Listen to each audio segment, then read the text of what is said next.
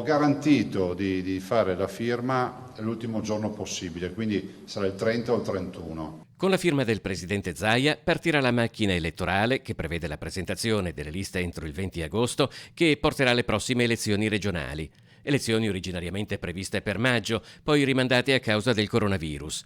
Difficile prevedere come sarà la situazione a settembre. Al momento ci sono in Veneto più di 800 persone in isolamento, per le quali bisognerà studiare un sistema di voto. Stiamo facendo dei ragionamenti col servizio del Dipartimento di Prevenzione per capire se lo spostamento può essere garantito, oppure se magari tramite il Ministero degli Interni ci sia una forma di raccolta di quel gruppo di schede. Io penso che, siccome è affrontabile, potremmo gestirlo tranquillamente anche come voto a domicilio senza prevedere spostamenti, oppure si potrebbe creare un seggio ad hoc, cioè una sezione ad hoc, che sarà una roba per 5, 6, 7, 10 persone in tutto, dove si va direttamente a raccogliere i voti. Chi ancora non potrà votare invece sono i veneti residenti all'estero. La possibilità era peraltro contenuta in una bozza di decreto di qualche mese fa. Quel decreto prevedeva il voto la finestra del voto dal 6 di luglio e prevedeva peraltro su nostra proposta il voto per i cittadini all'estero.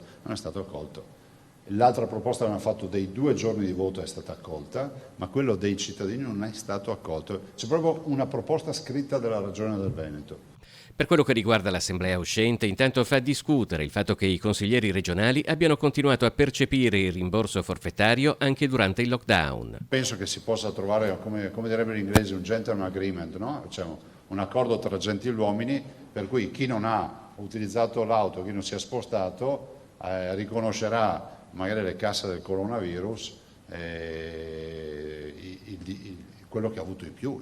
Nel frattempo la Regione rimane impegnata a gestire la fase di convivenza col virus, in cui si è aperto un nuovo fronte davanti a casi come gli assembramenti in una discoteca del litorale veneziano e non solo. Il prefetto mi aveva detto che voleva convocare un comitato per l'ordine e la sicurezza.